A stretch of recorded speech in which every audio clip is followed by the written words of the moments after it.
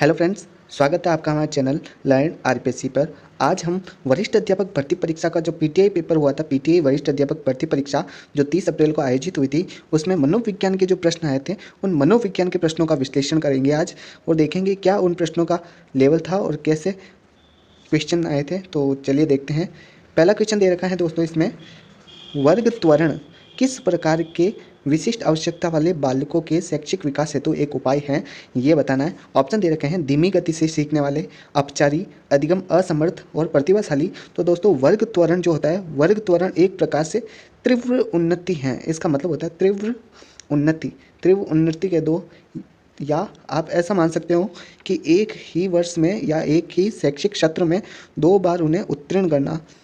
तो ये वर्ग त्वरण जो है ये प्रतिभाशाली बालकों से संबंधित है, तो ये इसका राइट आंसर हो जाएगा।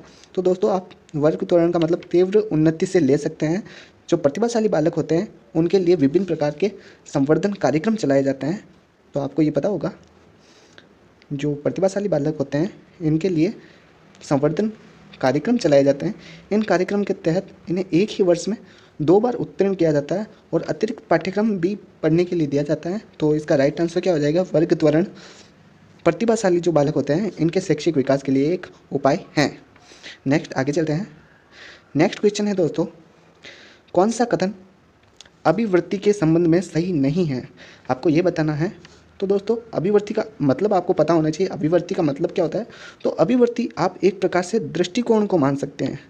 हमारा दृष्टिकोण क्या है, ये ही वो ही जो दृष्टिकोण होता है उसी को हम एक प्रकार से अभिवृत्ति कहते हैं। जैसे हमारा दृष्टिकोण किसी के प्रति अगर सकारात्मक है तो हमारी अभिवृत्ति भी उसके प्रति कैसी होगी, सकारात्मक होगी। और किसी के प्रति अगर हम नकारात्मक विचार रखते हैं तो हमारी अभिवृत्ति भी उसके प्रति नकारात्मक होगी। तो देखते हैं ऑप्शन क्या है, आपको बताना है अभिवृत्ति के संबंध में कौन सा सही नहीं है। ऑप्शन दे रखे हैं, अभिवृत्तियों में अभिप्रेरणात्मक विशेषता पाई जाती है, अभिवृत्ति अंतर्जात होती है, अभिवृत्ति में संज्ञानात्मक, भावात्मक एवं व्यवहारात्मक घटक होते हैं, और अभिवृत्ति किसी व्यक्ति, वस्तु अथवा घटना के प्रति अनुक्रिया की मानसिक तत्परता है। तो दोस्तों अभिवृत्ति जो होती है, अभिवृत्ति एक प्रकार से दृष्टिकोण है और अभिवृत्ति 2 घटकों में पाई जाती है। 2 घटक होते हैं इसके, एक होता है पॉजिटिव, एक होता है नेगेटिव। तो दोस्तों ऑप्शन पहला दे रखा है, अभिवृत्तियों में अभिप्रेरणात्मक विशेषता पाई जाती है, तो बिल्कुल ये राइट आंसर है। जैसी हमारे अभिवृत्ति होगी उसी के अनुसार हमारा अभिप्रेरणात्मक व्यवहार होगा, तो ये ऑप्शन राइट है। तीसरा ऑप्शन दे रखा है, अभिवृत्ति में संज्ञानात्मक, भावात्मक और व्यवहारात्मक घटक होते हैं, तो ये भी राइट है। और अभिवृत्ति किसी व्यक्ति, वस्तु अथवा घटना के प्रति अनुक्रिया की मानसिक तत्परता है, ये भी बिल्कुल राइट है। जबकि इसमें ऑप्शन दे रखा है अभिवृत्ति अंतर्जात होती है, ये गलत है, अभिवृत्ति अंतर्जात नहीं होती है, तो ये इसका गलत आंसर हो जाएगा। तो सेकंड इसका आंसर है। नेक्स्ट आगे चलते हैं। नेक्स्ट दोस्तों दे रखा है, डिफरेंशियल एप्टीट्यूड टेस्ट DAT में निम्नलिखित में से किसके अतिरिक्त सभी उपमापनियाँ सम्मिलित हैं। तो दोस्तों DAT यहाँ पे पूछा है, कौन सा पूछा है, DAT, जिसे इंग्लिश में कहते हैं डिफरेंशियल एप्टीट्यूड टेस्ट और हिंदी में कहते हैं इसको विभेदी अभिक्षमता परीक्षण। हिंदी में कहते हैं इसे विभेदी अभिक्षमता परीक्षण। और ये जो विभेदी अभिक्षमता परीक्षण जो है, जिसे हम DAT कहते हैं, इसका आविष्कार किसने किया था, तो ये वो थे बिनेट, सिसोर और वेसमैन। बिनेट, सिसोर और वेसमैन, ये इनके खोजकर्ता थे जिन्होंने DAT परीक्षण का निर्माण किया था। और कब किया था, सन 1947 में इसका निर्माण किया था। और ये जो DAT है इसमें 8 उप परीक्षण होते हैं। कितने उप परीक्षण होते हैं, 8 उप परीक्षण होते हैं इसमें। और 8 उप परीक्षण जो होते हैं वो किन किन का मापन करता है, तो दोस्तों DAT में जो मापन किया जाता है उसमें आता है एक शाब्दिक तर्कणा, शाब्दिक तर्कणा का मापन किया जाता है। एक संख्यात्मक क्षमता का मापन किया जाता है, तो शाब्दिक हो गई, संख्यात्मक हो गई, अमूर्त तर्कणा हो गई।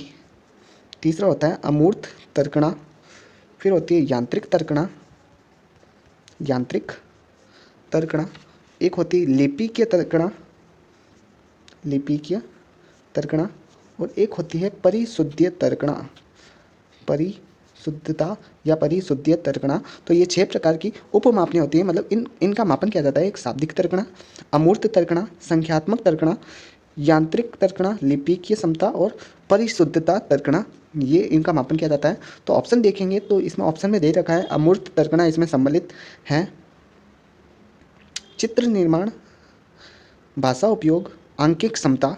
तो दोस्तों इसका राइट आंसर क्या होगा? तो इसका राइट आंसर होगा अमूर्त तर्कणा, इसका राइट आंसर हो जाएगा दोस्तों अमूर्त तर्कणा। नहीं, यहाँ पे क्वेश्चन में पूछा है दोस्तों किसके अतिरिक्त सभी उपमामनियाँ सम्मिलित हैं, मतलब आपको ये बताना है। तो इसमें डीएटी में कौन सी सम्मिलित नहीं है? तो दोस्तों अमूर्त तर्कणा सम्मिलित है, भाषा उपयोग बताया था मैंने, आंकिक सम्मिलित है, जबकि चित्र निर्माण जो है ये इसमें सम्मिलित नहीं है। तो ये इसका राइट आंसर होगा चित्र निर्माण। नेक्स्ट आगे चलते हैं। नेक्स्ट है दोस्तों, एक बालक की गणित विषय में उपलब्धि उच्च स्तर की है, खेलों में रुचि जो है वो औसत स्तर की है तथा सृजनात्मकता निम्न स्तर की है। यह एक उदाहरण है। और ऑप्शन दे रखे हैं अंतःव्यक्तिक विभिन्नता, अंतर्व्यक्तिक विभिन्नताओं का, अंतःव्यक्तिक विभिन्नताओं का, सामान्य व्यक्तिक विभिन्नताओं का, या ऑप्शन डी अपेक्षित व्यक्तिक विभिन्नताओं का।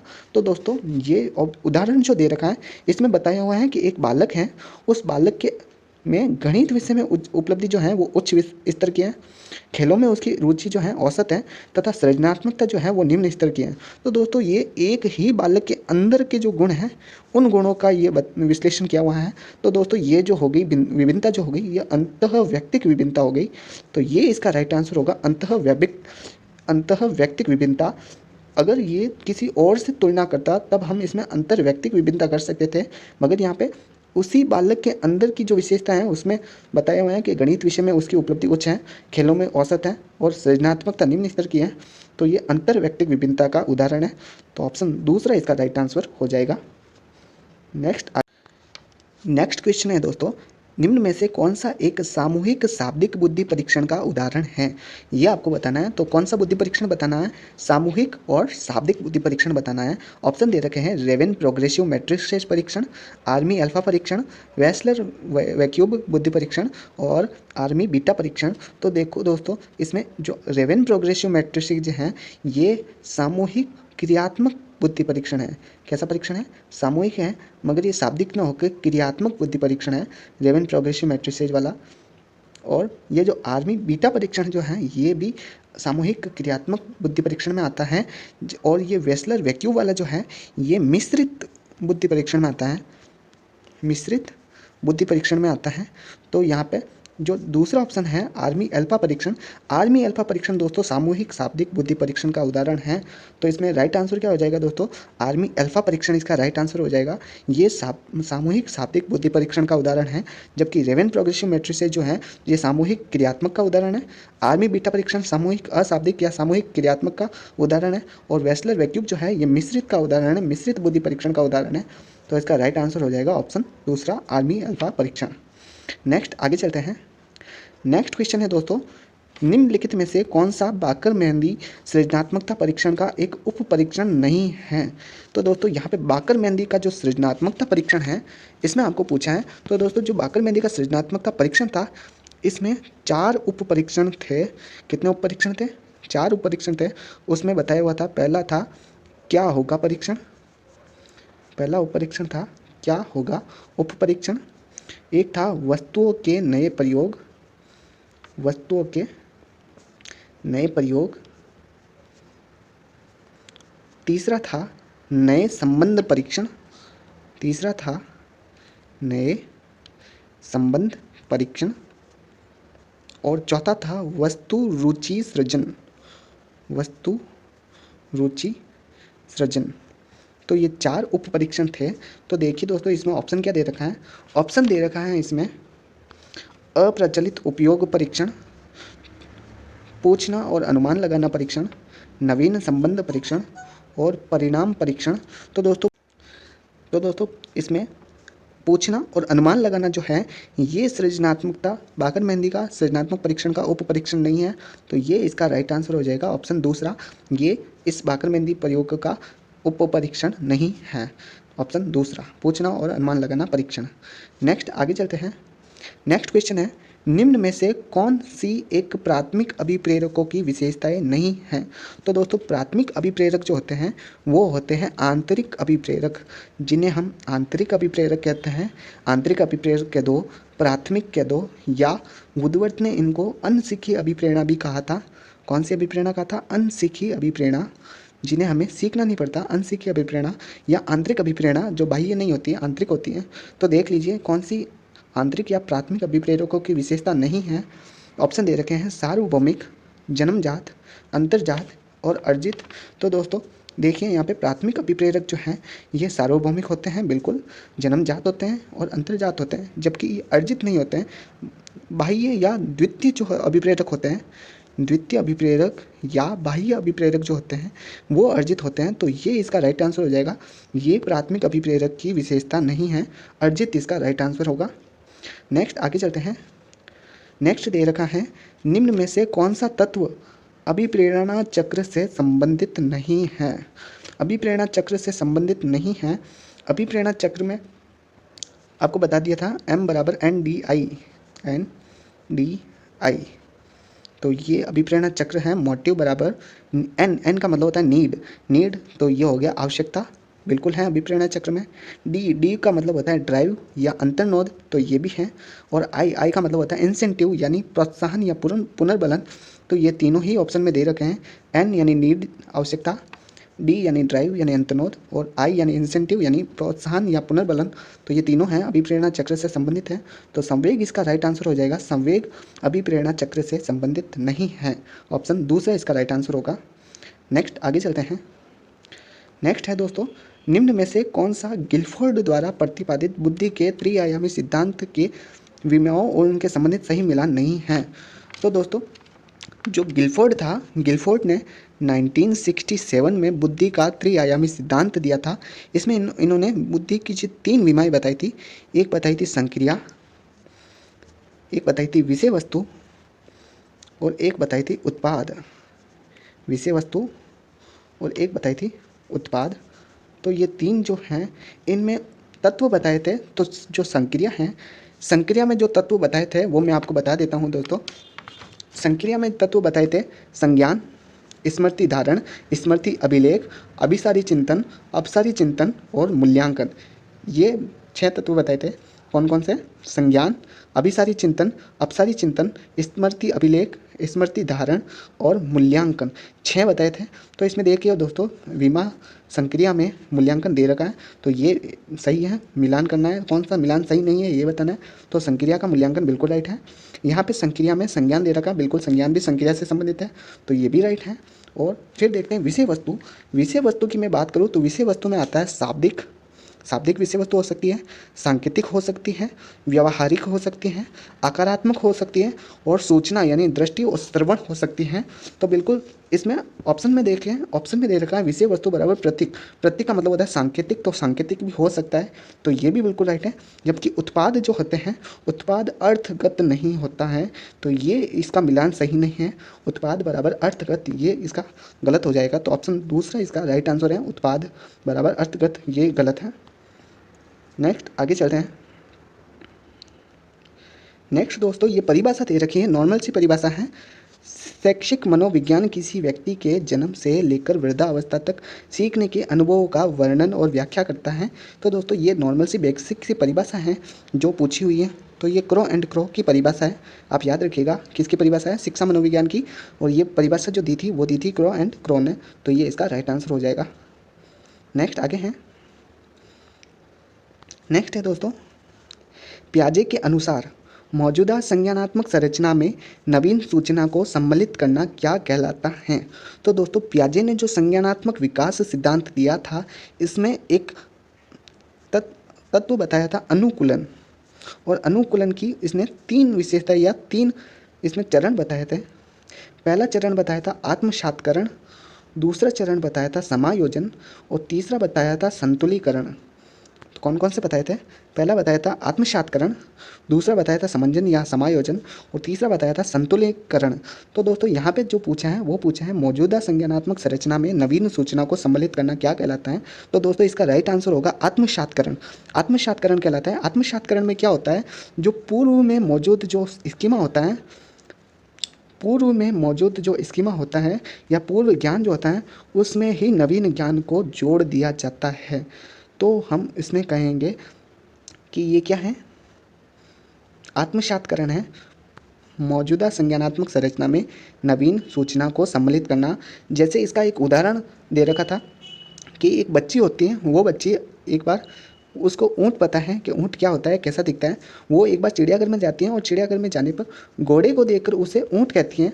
तो ये हो गया, जो उसमें पूर्व ज्ञान सम्मिलित था उसी में नवीन सूचना को सम्मिलित कर दिया उसने।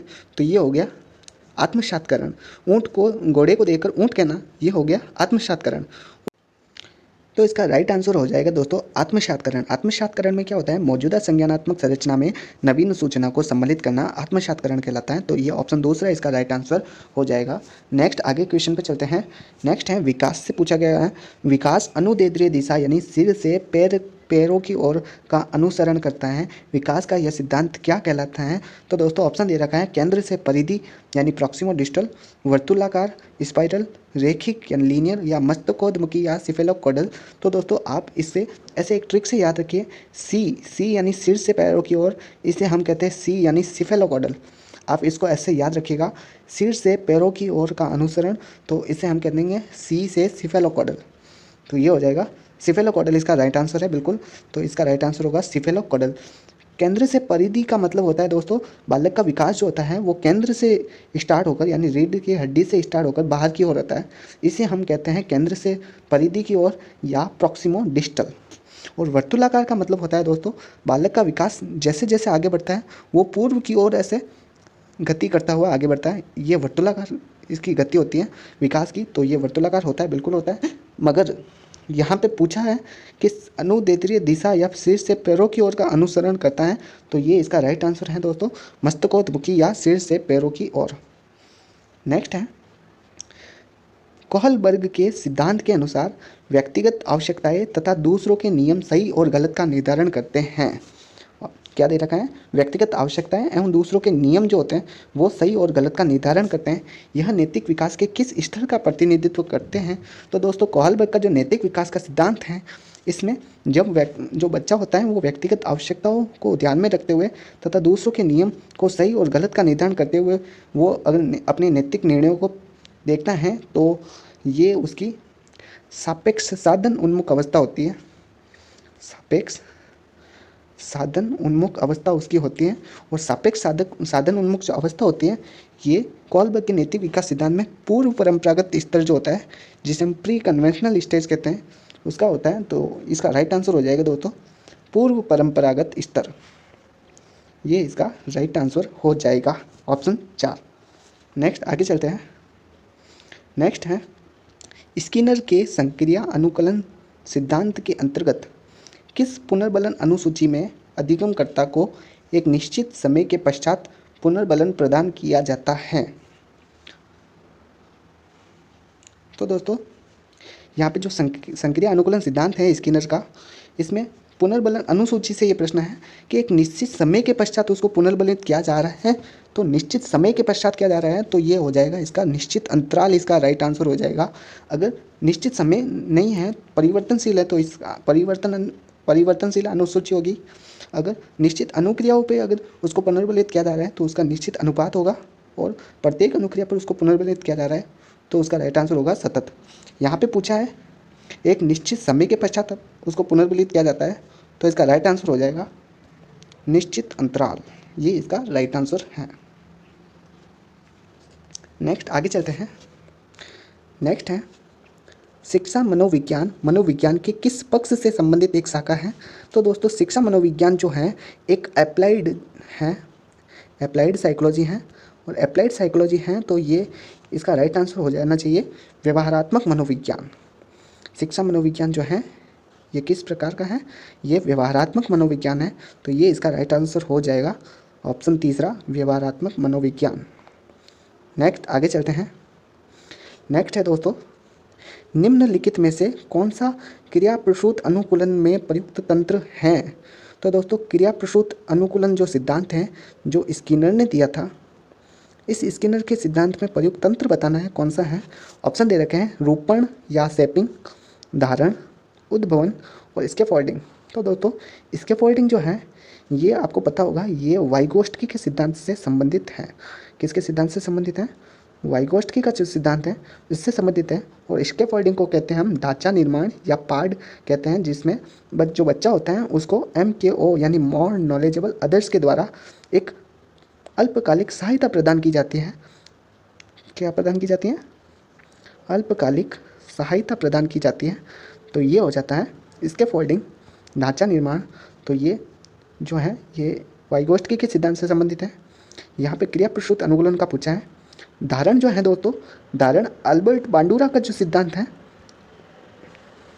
जिसमें वो अनुकरण के द्वारा अधिगम करता है, तो ये धारण जो होगा वो बांडुरा के सिद्धांत से संबंधित है। और ये जो उद्भवन है ये सृजनात्मकता से संबंधित है। सृजनात्मकता की जो चरण होते हैं उसमें उद्भवन का स्तर जो होता है, जिसे हम निष्क्रियता की अवस्था भी कहते हैं, ये अवस्था निष्क्रियता की अवस्था जो है ये उद्भवन से संबंधित है। तो ये उद्भवन सृजनात्मकता से संबंधित है। और जो सेपिंग है दोस्तों, ये सेपिंग ये क्रिया प्रसूत अनुकूलन के से संबंधित है। तो ये इसका राइट आंसर हो जाएगा शेपिंग। शेपिंग या रूपण इसका राइट आंसर हो जाएगा। क्रिया प्रसूत अनुकूलन से संबंधित है। और ये दिया किसने था सिद्धांत? ये दिया था स्किनर ने, BF स्किनर ने। नेक्स्ट आगे चलते हैं। नेक्स्ट है दोस्तों, निम्न में से कौन सी व्यक्तित्व आकलन की प्रक्षेपी विधि है? तो दोस्तों आपको प्रक्षेपी विधि देखना है कौन सी है। ऑप्शन दे रखे हैं वाक्य पूर्ति, समाज मिति, शब्द साहचर्य और कर्म निर्धारण विधि। तो देखिए दोस्तों इसमें जो वाक्य पूर्ति परीक्षण है और ये जो शब्द साहचर्य परीक्षण है ये दोनों प्रक्षेपी विधियाँ हैं। जबकि समाज मिति जो विधि है ये प्रक्षेपी विधि नहीं है। इस विधि में जो समाज के लोग होते हैं, बालक के आसपास के लोग होते हैं, उनसे बालक के जो व्यवहार होते हैं उनके बारे में ज्ञान प्राप्त किया जाता है। तो समाज विधि प्रक्षेपी विधि नहीं है। और कर्म निर्धारण विधि जो है रेटिंग स्केल, ये भी प्रक्षेपी विधि नहीं है। तो इसका राइट आंसर हो जाना चाहिए ऑप्शन 4। तो दोस्तों ऑप्शन 4 इसका राइट आंसर हो जाएगा A व C। वाक्य पूर्ति परीक्षण और शब्द साहचर्य परीक्षण जो है ये प्रक्षेपी विधि है। तो ये इसका राइट आंसर है। नेक्स्ट आगे चलते हैं। नेक्स्ट है दोस्तों, जब एक व्यक्ति द्वारा अपने कार्य या व्यवहार को किसी युक्ति का सहारा लेकर उचित सिद्ध करने का प्रयास किया जाता है तो यह रक्षात्मक युक्ति क्या कहलाती है? तो दोस्तों आपको पता होना चाहिए जो रक्षात्मक युक्तियाँ जो हैं वो समायोजन से संबंधित हैं। व्यक्ति समायोजन प्राप्त करने के लिए रक्षात्मक युक्तियों का प्रयोग करता है। इसमें ऑप्शन देखते हैं प्रतिक्रिया निर्माण, प्रतिगमन, उदात्तीकरण और तर्क संगतिकरण। प्रतिक्रिया निर्माण जो होता है, प्रतिक्रिया निर्माण का मतलब होता है जैसा उसका व्यवहार होता है ठीक उसके विपरीत व्यवहार करना। जैसे उदाहरण है मुंह में राम बगल में छुरी, जो एक मुहावरा है मुंह में राम बगल में छुरी। ये जो मुहावरा है ये प्रतिक्रिया निर्माण समायोजन जो युक्ति है इसे बिल्कुल आपको बता सकते हैं। तो प्रतिक्रिया निर्माण का मतलब होता है जैसी प्रतिक्रिया होनी चाहिए उससे ठीक विपरीत प्रतिक्रिया करना। प्रतिगमन का मतलब होता है दोस्तों पूर्व में, प्रतिगमन जो होता है दोस्तों, प्रतिगमन का मतलब होता है पूर्व की ओर लौटना। पूर्व की ओर लौटना का मतलब ये होता है कि एक व्यक्ति द्वारा असफल होने पर उसमें बचपन की तरह यानी जैसे बच्चों की तरह रोना, ये वाली क्रिया करना, पूर्व की ओर लौटना, ये प्रतिगमन में आता है। तो ये भी एक समायोजन की युक्ति है। उदात्तीकरण जो होता है, उदात्तीकरण एक पॉजिटिव अप्रोच है, पॉजिटिव अप्रोच होती है। जैसे एक लड़ाई झगड़ा करने वाला बालक जो होता है वो मुक्केबाज बन जाता है। लड़ाई झगड़ा करने वाला बालक मुक्केबाज बन के समायोजन स्थापित करता है। तो ये उदात्तीकरण का उदाहरण होगा। यहाँ पे पूछा है दोस्तों एक व्यक्ति अपने कार्य या व्यवहार को किसी युक्ति का सहारा लेकर उसे उचित सिद्ध करने का प्रयास करता है। तो दोस्तों कुल मिलाकर ये बात है कि वो अपने द्वारा किए गए कार्यों का एक तर्क युक्त उत्तर देता है ताकि लोग उसे सत्य मान लें। तो ये इसका राइट आंसर होगा तर्क संगतिकरण। ये ऑप्शन 4 जो है वो इसका राइट आंसर हो जाएगा। नेक्स्ट आगे है। नेक्स्ट दोस्तों ये भी परिभाषा ही है। आलपोर्ट के अनुसार व्यक्तित्व गत्यात्मक संगठन है। ऑप्शन दे रखे हैं मनोदैहिक तंत्र का, मनोवैज्ञानिक तंत्र का, दैहिक तंत्र का या सामाजिक तंत्र का। तो दोस्तों आलपोर्ट की परिभाषा है व्यक्तित्व की, उसे आप पढ़िएगा आपको पता चल जाएगा। इसका राइट आंसर होगा मनोदैहिक तंत्र का, ऑप्शन पहला। नेक्स्ट है निम्न में से कौन सा कथन अधिगम हेतु सही नहीं है? अधिगम समायोजन में सहायक है, बिल्कुल राइट है। अधिगम जो होता है वो समायोजन में सहायक होता है। ऑप्शन तीसरा दे रखा है, अधिगम में अनुभव का पुनर्गठन शामिल है, बिल्कुल सही बात है। जो अधिगम होता है उसमें पूर्व अनुभव शामिल होते हैं। और चौथा देखा, अधिगम जो होते हैं वो उद्देश्यपूर्ण एवं लक्ष्य निर्देशित होता है, बिल्कुल राइट है ये भी। और दूसरा ऑप्शन दे रखा है दोस्तों, अधिगम अस्थानांतरित होता है। तो दोस्तों आप ये जो ऑप्शन है ये गलत है, क्योंकि अधिगम का स्थानांतरण होता है। अधिगम का 3 प्रकार से स्थानांतरण होता है। सकारात्मक स्थानांतरण होता है, सकारात्मक स्थानांतरण होता है, जैसे एक साइकिल चलाने वाला व्यक्ति यदि स्कूटर चलाना सीख जाता है तो ये एक सकारात्मक स्थानांतरण है। इसी प्रकार नकारात्मक स्थानांतरण होता है, और एक होता है शून्य स्थानांतरण। तो शून्य, अधिगम, स्थानांतरण, ये 3 प्रकार के स्थानांतरण होते हैं। यहाँ पे ऑप्शन दे रखा है अधिगम अस्थानांतरणीय है, तो ये गलत हो जाएगा। ऑप्शन दूसरा इसका राइट आंसर हो जाएगा। तो ये कुछ क्वेश्चन थे साइकोलॉजी से जो मैंने आपको बताया दोस्तों। आशा करता हूँ ये आपको वीडियो अच्छा लगा होगा, और वीडियो अच्छा लगे तो वीडियो को लाइक करें और चैनल को सब्सक्राइब करना ना भूलें दोस्तों, ताकि हम ऐसे ही वीडियो आगे लेकर आते रहें। अभी के लिए हमें दीजिए इजाज़त, मिलते हैं नेक्स्ट वीडियो में। धन्यवाद।